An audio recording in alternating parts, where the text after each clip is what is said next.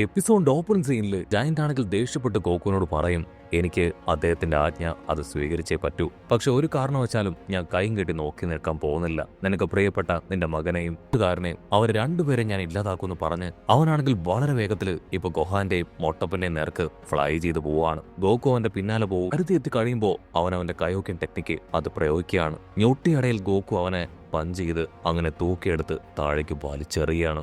ചിന്ന സയാനാണെങ്കിൽ ഒരു സെക്കൻഡ് ആ പവർ കണ്ട് ഫ്രീസായി പോവും. ഓ നോ, അവന്റെ പവർ അതെങ്ങനെയാണ് പെട്ടെന്ന് കൂടിയത്? എനിക്ക് എന്തുകൊണ്ടാണ് അവന്റെ പവർ തക്കാനും പ്രോപ്പറായിട്ട് അത് മനസ്സിലാക്കാനും കഴിയാഞ്ഞത്? ഇതെനിക്ക് വിശ്വസിക്കാനായിട്ട് കഴിയുന്നില്ല. ഇവിടെ ജയന്റ് സയാനാണെങ്കിൽ ഇപ്പോ ചിന്ന സയാനോട് പറയും, എന്നെ കൊണ്ട് ഇതിന് കഴിയുന്നില്ല, എന്റെ ബോഡി മുഴുവൻ എനിക്ക് ഒരുപാട് വേദന തോന്നുന്നു. ഇവിടെ മൊട്ടപ്പനും ഗോഹാനും അവർക്ക് രണ്ടുപേർക്കും ഭയങ്കര സന്തോഷം.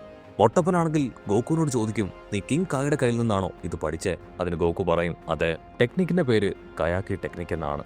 ഇതുപയോഗിച്ച് എനിക്ക് എന്റെ എല്ലാ പവറുകളെയും ഒറ്റ മിനിറ്റ് കൊണ്ട് ട്രിഗർ ചെയ്യാനും ഉപയോഗിച്ച് ഓപ്പണൻസിനെ തകർക്കാനും പറ്റും. പക്ഷേ കറക്റ്റായിട്ടുള്ള കൺട്രോൾ കിട്ടിയിട്ടില്ലെങ്കിൽ അത് വലിയ പ്രശ്നങ്ങൾ ഉണ്ടാക്കും. അതുകൊണ്ട് എമർജൻസി ഘട്ടത്തിൽ മാത്രമേ ആ പവർ ഞാൻ ഉപയോഗിക്കൂ. അങ്ങനെ മാത്രമേ ഉപയോഗിക്കാൻ പാടുള്ളൂ എന്ന് എന്റെ മാസ്റ്റർ കിങ് ആൾ എന്നോട് പറഞ്ഞിട്ടുണ്ടെന്ന് പറഞ്ഞ് അവനാണെങ്കിൽ ഫ്ലാഷ് ബാക്ക് ആലോചിക്കും. ഫ്ലാഷ് ബാക്കിൽ കിങ് ആണെങ്കിൽ ഇപ്പൊ ഗോകുവിന് ഇൻസ്ട്രക്ഷൻ കൊടുക്കുകയാണ്. ആ കയാക്കി ടെക്നിക്സിനെ കുറിച്ച് ഏറ്റവും അപകടകരമായിട്ടുള്ള ഒരു ടെക്നിക്കാണിത്. വളരെ അത്യാവശ്യ ഘട്ടത്തിൽ മാത്രമേ നീ ഇത് ഉപയോഗിക്കാനായിട്ട് പാടുള്ളൂ. കയോക്കിൻ പവർ അത് നീ 10 മടങ്ങായിട്ട് ഉപയോഗിച്ചു കഴിഞ്ഞാൽ നിന്റെ ജീവന് പോലും അത് ആപത്താണ്. കട്ട് ചെയ്ത ഗോകു ആണെങ്കിൽ ഈ കാര്യങ്ങളെല്ലാം ഇപ്പൊ മൊട്ടപ്പനോടും ഗോഹാനോടും പറയും. ഇവിടെ ജയന്റ് സയാനാണെങ്കിൽ ഇപ്പൊ ചിന്ന സയാൻ നേർക്ക് കൈ നീട്ടും, എന്നെങ്ങനെയെങ്കിലും ഒന്ന് സഹായിക്കണം. അതിനെ ചിന്ന സയാനാണെങ്കിൽ അവന് കൈ കൊടുക്കും. ജയന്റ് ആണെങ്കിൽ അവനോട് താങ്ക്സ് പറയും. അതിനെ ചിന്ന അവൻ ടെററായിട്ട് ചിരിച്ച്, നീ താങ്ക്സ് പറയേണ്ട ആവശ്യമില്ല, നീ വെറും വേസ്റ്റ് ആണ്, നിന്നെ കൊണ്ട് എനിക്ക് യാതൊരു ഉപകാരവും ഇല്ലാന്ന് പറഞ്ഞ് അവനെ അങ്ങനെ തൂക്കിയെടുത്ത് ദൂരേക്ക് വലിച്ചെറിയാണ്. ആ ജയന്റ് ആണെങ്കിൽ ചിന്ന ജയന്റെ പേര് വിളിച്ച് അങ്ങനെ ഉച്ചത്തിൽ കരയും. അടുത്ത നിമിഷം അവന്റെ ബോഡിയിൽ നിന്ന് അൺലിമിറ്റഡ് പവർ പുറത്തേക്ക് വരികയാണ്. ഗോകുവിനാണെങ്കിൽ അതെന്ത് പവറാണെന്ന് പോലും മനസ്സിലാവില്ല. അവരാണെങ്കിൽ വളരെ കഷ്ടപ്പെട്ട് ബുദ്ധിമുട്ടി ആ ഒരു പവറിൽ പിടിച്ചു നിൽക്കും. ഇവിടെ ആ ചിന്ന ജയൻ അവൻ ആ പവർ ഉപയോഗിച്ച് ഇപ്പൊ അവന്റെ കോമ്പനന്റ് ആയിട്ടുള്ള ആ ഒരു ജയന്റ് സൈനെ ആഞ്ഞടിക്കും. പവർ വന്ന് ബോഡിയിൽ ഹിറ്റ് ചെയ്ത് അവനങ്ങനെ പൊട്ടിത്തെറിക്കുകയാണ്. മൊട്ടപ്പനാണെങ്കിൽ ഷോക്കാവും. ഓ നോ, അവനൊരല്പം പോലും കണ്ണിച്ചോരയില്ല.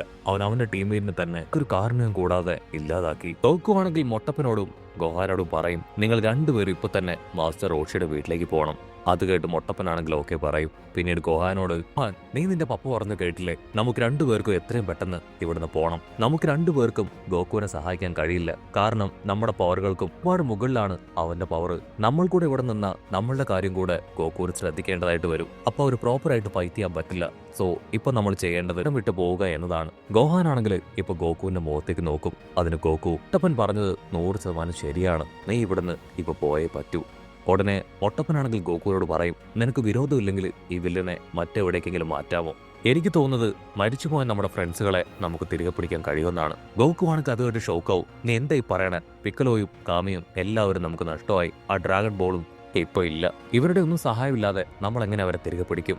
അതിന് മൊട്ടപ്പം പറയും, നീ കൂടുതലൊന്നും എന്നോട് ചോദിക്കരുത്, ഞാൻ പിന്നീട് ഡീറ്റെയിൽ ആയിട്ട് ഇതെല്ലാം പറയാം. പക്ഷെ ഒരു കാര്യം നീ എനിക്ക് ഉറപ്പ് തരണം, എന്തൊക്കെ സംഭവിച്ചാലും നീ ഇവനെ തോൽപ്പിച്ച് ഞങ്ങളുടെ ഇടയിലേക്ക് മടങ്ങി വരും.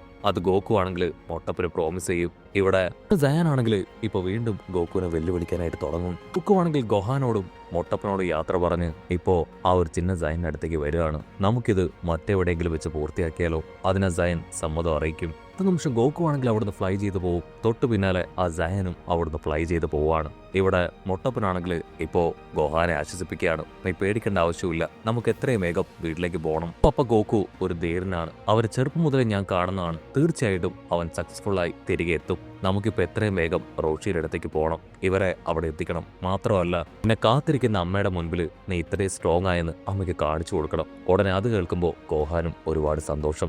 ഇവിടെ ഗോകു ആണെങ്കിൽ ഒരുപാട് ദൂരം സഞ്ചരിച്ച് മനുഷ്യവാസമില്ലാത്ത വിജനമായ സ്ഥലത്തേക്ക് അവനുമായിട്ട് കടന്നു വരും. അതിനാൽ ജയാൻ പറയും, ഓ നീ ഇവിടെ കിടന്ന് മരിക്കാനാണോ ആഗ്രഹിക്കുന്നത്? ഓക്കെ, കുഴപ്പമില്ല, നിന്റെ ആഗ്രഹം ഞാൻ സാധിച്ചു തരാം. കോണറിന്റെ പവർ ഉള്ളവനാണ് ഞാൻ. മാത്രമല്ല മറ്റൊരു പവർഫുൾ ആയിട്ടുള്ള ഗ്രഹത്തിൽ നിന്നാണ് ഞാൻ ഇവിടേക്ക് വരുന്നത്. നിന്റെ പവർ എന്റെ അടുത്ത് ഏശില്ല. അതിന് ഗോകു പറയും, ഞാൻ ഒരിക്കൽ മരിച്ചു ജീവിച്ച് കിങ് കായുടെ കയ്യിൽ നിന്ന് ട്രെയിനിങ് നേടി ഇവിടേക്ക് എത്തിയതാണ്. സോ നിന്റെ പവറിന് കഴിഞ്ഞും എന്റെ പവർ ഒരുപാട് വലുതാണെന്ന് പറഞ്ഞ് ഗോകുവും ആ ചിന്ന ജയാനും അവർ രണ്ടുപേരും ഞൊട്ടിയടയിൽ അങ്ങനെ പരസ്പരം പാഞ്ഞടുത്ത് പൊരിഞ്ഞ് അട്ടികിട്ടി ബഹളം. ആ ചിന്ന ജഹാനാണെങ്കിൽ നല്ല സ്പീഡിൽ കറങ്ങി തിരിഞ്ഞ് ഗോകുവെ പഞ്ച് ചെയ്ത് താഴേക്കിടും. ഗോകുവിനാണെങ്കിൽ കാര്യം പിടികിട്ടും, അവൻ്റെ അതേ പവറും ശക്തിയും തന്നെയാണ് ഇപ്പോൾ ഈ ചിന്ന സയാൻ ഉള്ളതെന്ന്. ഗോക്കു ആണെങ്കിൽ കാര്യങ്ങൾ മനസ്സിലാക്കി അവനെ നോക്കും. അതിന് ആ ചിന്ന സയാൻ പറയും, എന്ത് കരുതി ഫ്രണ്ട് ആ ജയൻ സയാനെ അവനെ തോൽപ്പിച്ച പോലെ അത്ര എളുപ്പത്തിൽ നിനക്കെന്നെ തോൽപ്പിക്കാൻ പറ്റുമെന്നോ? ഒരു കാരണവശാലും നിനക്കതിന് കഴിയില്ല. നിന്റെ കയ്യിൽ എന്തൊക്കെയോ സ്പെഷ്യൽ ടെക്നിക്സ് ഉണ്ടെന്നല്ലേ പറഞ്ഞ്? ധൈര്യം ഉണ്ടെങ്കിൽ അതെന്റെ നേർക്ക് കാണിക്കേ. കേൾക്കേണ്ട താമസം ഈഗോ ഹേർട്ടായ നമ്മുടെ ഗോക്കു അവനാണെങ്കിൽ അവന്റെ കയാക്കി പവർ അത് ഉപയോഗിക്കുകയാണ്. അടുത്ത നിമിഷം ആ കയാക്കി പവർ വെച്ച് ആഞ്ഞൊരെട്ടി. ആ ഒരു എട്ടിയിൽ അവളുണ്ടായിരുന്ന ആ ഒരു വലിയ പാറ അത് തകർന്നു പോവും. അതിനുശേഷം വീണ്ടും ഗോക്കു ആ കയാക്കി പവർ ഉപയോഗിച്ച് അവന്റെ നേർക്ക് നല്ല സ്പീഡിൽ അങ്ങനെ പറന്നു പോവാണ്.